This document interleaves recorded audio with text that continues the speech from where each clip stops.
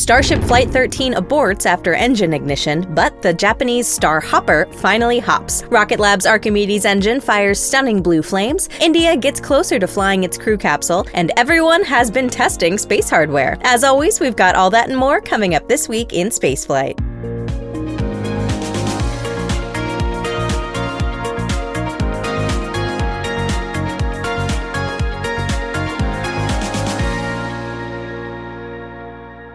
First, we'll start off with Starship's aborted Flight 13, and to fill you in on all the late-breaking details, I'll hand it over to Ryan. Thanks, Alicia. We all wanted to see a Starship launch yesterday, but sadly what we got was a destack and rollback following a launch abort right at T0. Booster 20 and Ship 40 were out on Pad 2 at Starbase's launch site, making their final preparations for Starship's 13th flight. This mission was expected to address the handful of issues seen on the previous flight, including the booster's flip maneuver after hot staging and the few Raptor relight issues encountered on both booster and ship. In the end though, it was 4 of Booster 20's Raptor engines that led to the launch being aborted. Super Heavy and Starship rolled out to the pad over the preceding few days and were stacked on Wednesday evening ahead of Thursday's launch attempt. Everything appeared to be progressing smoothly, with all the major milestones taking place more or less on schedule. Starship reached propellant loading and took on more than 5,000 metric tons of propellant ahead of launch. For this flight, SpaceX introduced a change in the final countdown sequence. The traditional hold at T-40 seconds has now been moved up to T-60 seconds, allowing additional time for final system preparations before liftoff. During Thursday's attempt, there was a brief automated hold at this new T-60 second mark, which was cleared in just under a minute. With the weather, range, pad and vehicles all green, the water deluge system activated, the engines ignited, and abort. According to SpaceX's on-screen telemetry, we could see that 4 of Booster 20's 33 engines failed to ignite. That alone was enough to violate one of the launch commit criteria, automatically triggering an abort. Elon Musk confirmed this just a few minutes later, before adding that 2 of the engines would be removed and replaced. Since then, teams have destacked Ship 40 and Booster 20, and both vehicles have returned to Starbase's production site. As of publication, SpaceX is now targeting no earlier than Monday the 20th of July, with a 90-minute launch window opening at 22:45 UTC or 17:45 Central Time. Here at NSF, we'll continue covering all the action over on Starbase Live 24/7. We'll also be posting updates across our social media channels, and we'll be live once again for the next launch attempt as soon as SpaceX is ready. This week we also got a glimpse at the kind of Starship vehicle SpaceX plans to use for next year's Artemis III. This mission will see NASA's Orion spacecraft flying into low Earth orbit and docking with Blue Origin's Blue Moon lander and SpaceX's Starship. NASA has released a series of renders showing what this could look like, along with further details about the vehicles selected for that mission. In its release, NASA states that Blue Origin's test lander for Artemis III will incorporate crew systems including the crew cabin, a life support system, and associated avionics. It will also carry an instrumented Axiom lunar suit as a mass simulator, which NASA says will provide real-time feedback on the environment inside the Blue Moon crew cabin. As for why Starship will not be carrying a crew cabin or similar hardware, NASA explains that the objective is to instead evaluate how the integrated Orion and Starship stack behaves once the 2 vehicles are docked together. That release also states that the Starship used for this mission will carry a docking system on its nose cone, just as the future Human Landing System variant will. NASA also says the Artemis III mission will test the control software of the integrated stack. During docked operations with Blue Moon, Orion software will control the combined spacecraft. However, when docked with Starship, control of the integrated stack will instead be handed over to Starship software. NASA therefore considers it important to validate the compatibility between 2 such fundamentally different vehicles. SpaceX also confirmed during its coverage of Starship Flight 13 that the company intends to use this mission to validate a future Artemis concept of operations in which Starship would perform the translunar injection burn for Orion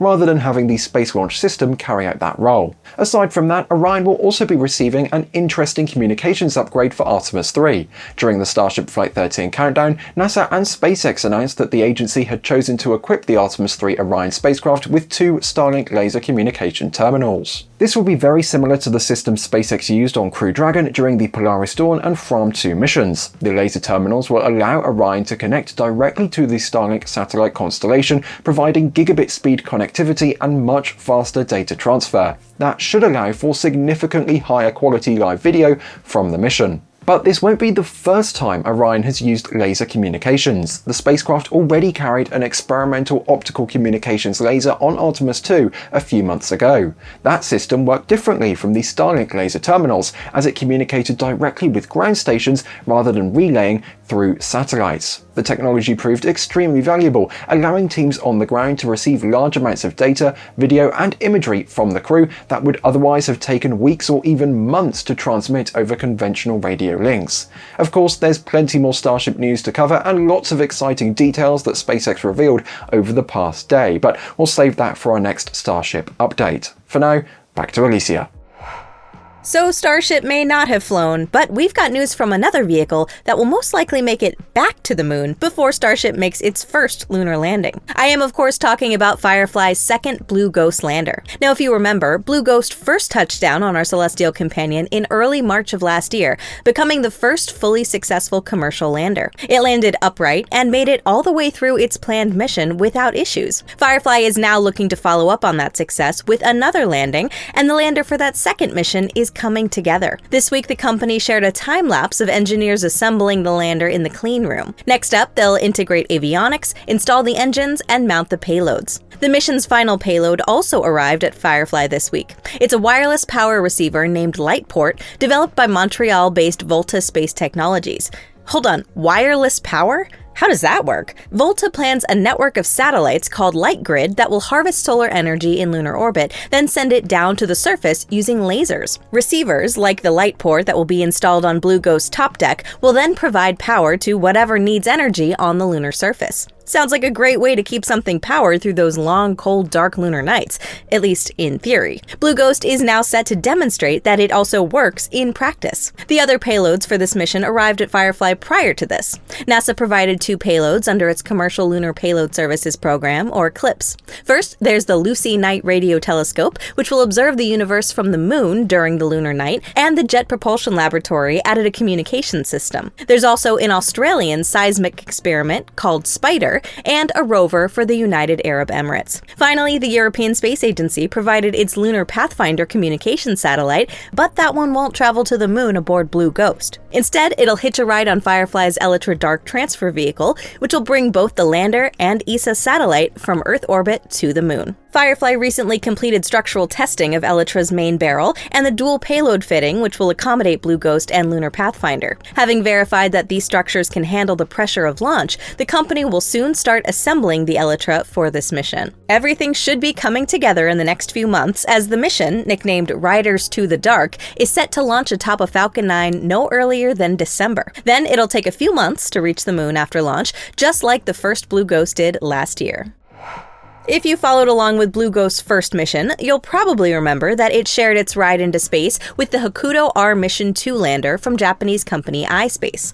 Now, unfortunately, Blue Ghost's success didn't wear off on Hakuto R, as instead of softly touching down, the lander crashed into the lunar surface in June 2025. iSpace's next mission was supposed to launch this year with a different type of lander called Apex 1.0, which was developed by iSpace's US branch. The lander was set to deliver payloads to the moon for CLPS, a contract that iSpace got through its partner Draper. Now, notice that I used past tense for all of that? Well, this week iSpace announced that Draper and NASA have pulled the plug on that mission. So yeah, it's no longer happening, and Apex will seemingly never get to fly. Instead, iSpace will focus on a different lander design called Ultra, which is now set to perform the company's third landing attempt, now set for 2028. It also may not be the end for iSpace's involvement with CLPS. After announcing its moon-based plans earlier this year, NASA launched the CLPS 2.0 program to get more payloads to the lunar surface quicker. iSpace wants a slice of the pie and has announced that it will submit a proposal for that program. Whether they get to it or not, one thing's for sure, there will be many more lunar landings to look forward to in the coming years. In the meantime, why not click the subscribe button? And I believe there's a like button too. Hey, why are we looking at Starship again? Wait, no, that isn't Starship. That's Japan's Reusable Vehicle Experiment, or RV-X for short. The program has been around for a while, with the first engine tests in the summer of 2018 and another series of tests in 2020 and 2021. This week, RV-X finally got off the ground, performing its first test flight at JAXA's Noshiro Rocket Testing Center. And it looked a lot like the Starhopper test that SpaceX started its Starship program with. The vehicle flew up to an altitude of 11 meters and then translated sideways by about 16 meters before softly touching down. The whole flight lasted roughly 40 seconds. Although it may look a bit like Starhopper, it is a very, very different vehicle. First off, it's much smaller. Measuring only 7 meters tall when standing on its landing legs and 1.83 meters in diameter, it's absolutely dwarfed by Starhopper. It's also powered by liquid hydrogen instead of methane. So why did JAXA build this? It's a pathfinder for the creatively named Cooperative Action Leading to Launcher Innovation for Stage Tossback Operation, or Callisto for short, which is a joint project by JAXA, the French space agency CNES, and the German space agency DLR. This program is set to produce a small 13-meter tall reusable rocket booster that will perform 20-kilometer test hops from the Guyana Space Center, and hardware is already underway for Callisto. Last year, DLR tested the landing legs, and they're also working on the fins and fairing. The project is set to take flight next year, but it has been postponed a few times, and we don't really get frequent updates, so who knows. But at least they got some flight data in with RV-X this week.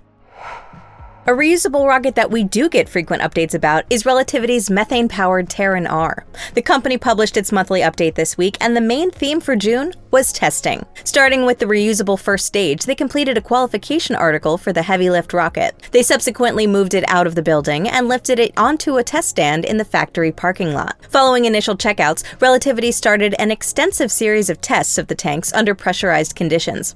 The test campaign will not only pressurize the tanks, but also test mechanical loads, essentially squeezing the rocket, and repeated pressure tests will validate long-term durability. Seems like an important test for a reusable booster. Meanwhile, Terran R's second stage arrived in Mississippi for testing at NASA's Stennis Space Center. Relativity is preparing its test stand and is now installing a massive flame diverter that will protect the stage and the surrounding test infrastructure from the rocket exhaust. They also installed an access platform, so now the test stand is getting closer to activation for the Stage 2 hot fire campaign. Relativity also tests its engines at Stennis and reported that they completed acceptance testing for all 13 Eon R first stage engines for Flight 1 and has now started acceptance testing for the Flight 1 Eon V engine, which will power the heavy lift rocket's upper stage. Meanwhile, the company is building out the launch site, adding tanks, installing cranes in the horizontal integration facility, and raising the lightning protection towers. The first flight is still set for later this year, and from these updates, it seems that they're making good progress. But there's still a lot of work to be done before they can start thinking about launching. This year might be tight, but we would love to see it.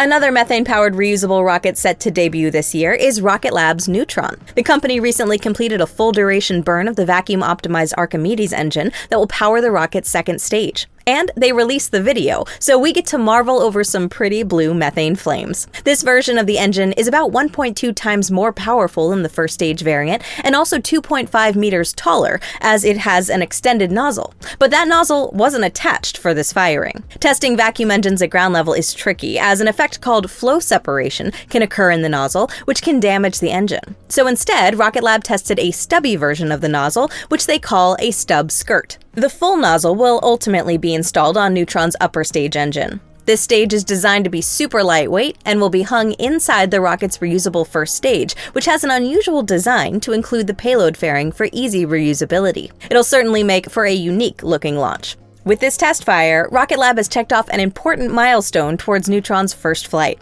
Originally set for 2024, it has since slipped to the fourth quarter of this year. It hasn't exactly been smooth sailing, and they've lost a few parts that were intended for flight earlier this year. Hopefully, they won't have any more setbacks.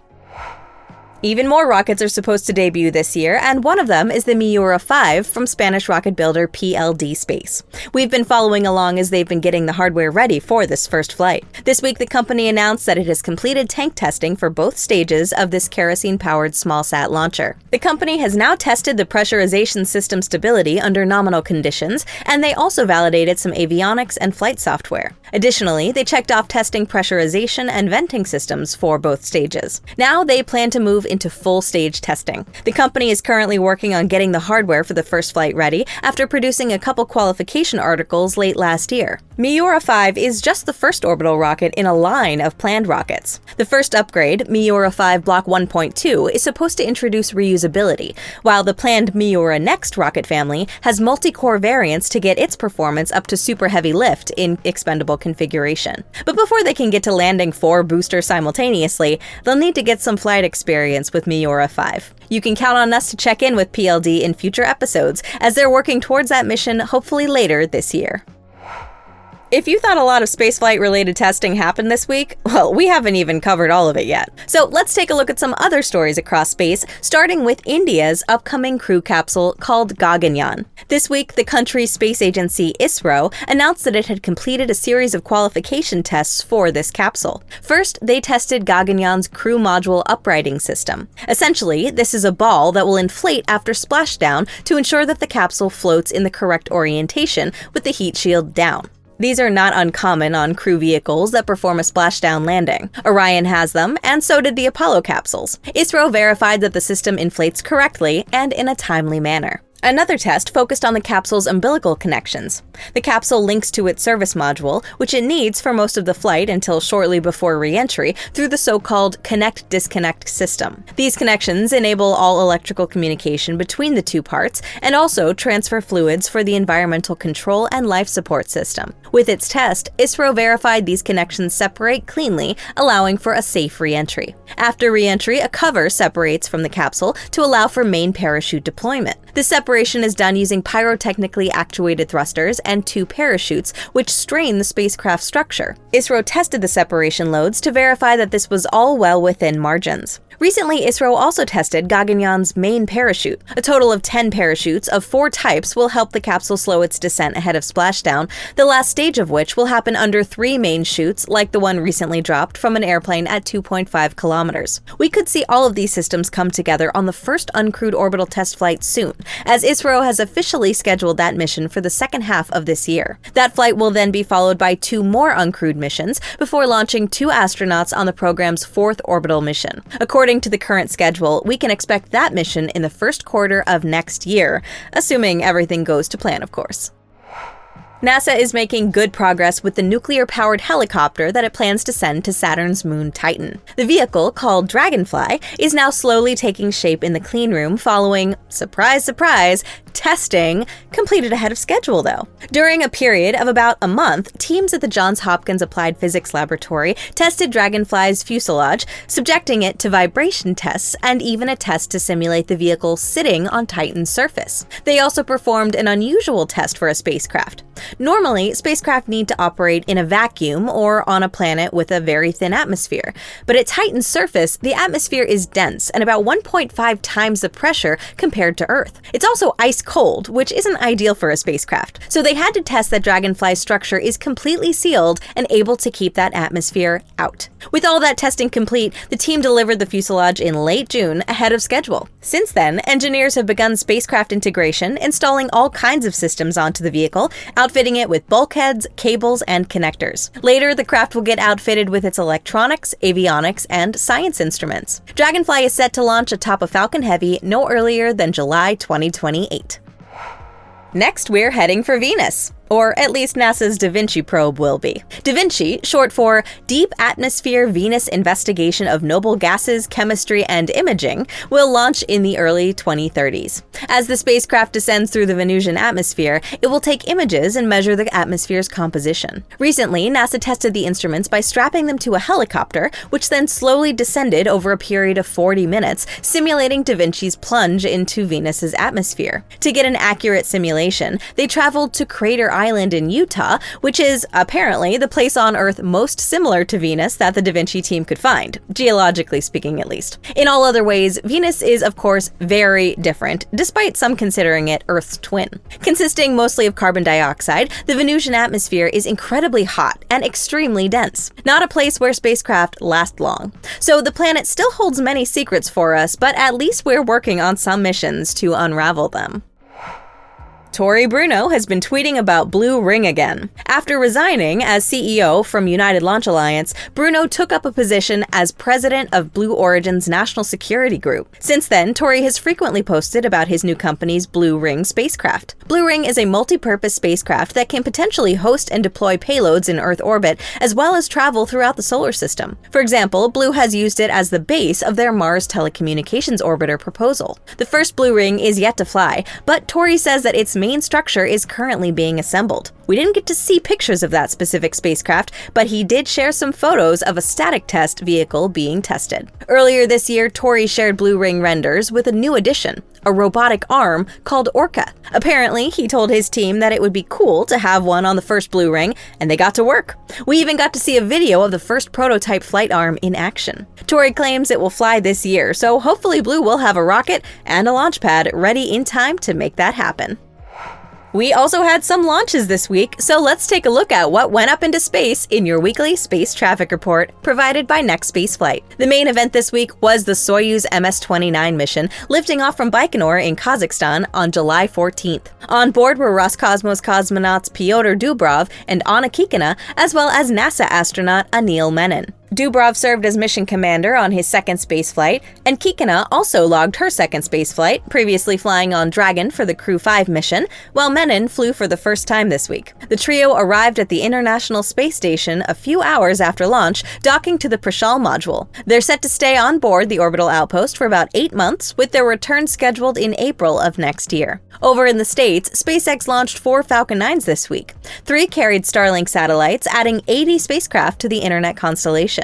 The other Falcon 9 mission lifted off from Vandenberg to loft the Tranche 1 Transport Layer E mission for the U.S. Space Force's Space Development Agency. The mission's 29 satellites are part of the Proliferated Warfighter Space Architecture, which offers a broad range of defense capabilities to the United States. This particular launch expanded the project's Transport Layer, which is a constellation supporting many kinds of military communications. Next week, we'll have 3 more Falcon 9 launches. 2 of them will fly, you guessed it, Starlink missions, both lifting off from California. Over in Florida, Falcon 9 will launch the MRV-MEP mission for Northrop Grumman subsidiary Space Logistics. The MEP part of that abbreviation stands for Mission Extension Pod, 3 of which will be launched this week, which can be installed onto a spacecraft by the Mission Robotic Vehicle, or the MRV, while in orbit. This is the first MRV to launch, which, if resupplied with MEPs, can install up to 30 of them onto geostationary satellites. One part of this mission that won't see an extension is the first stage, as booster B-1069 will fly its 32nd and final mission in expendable configuration.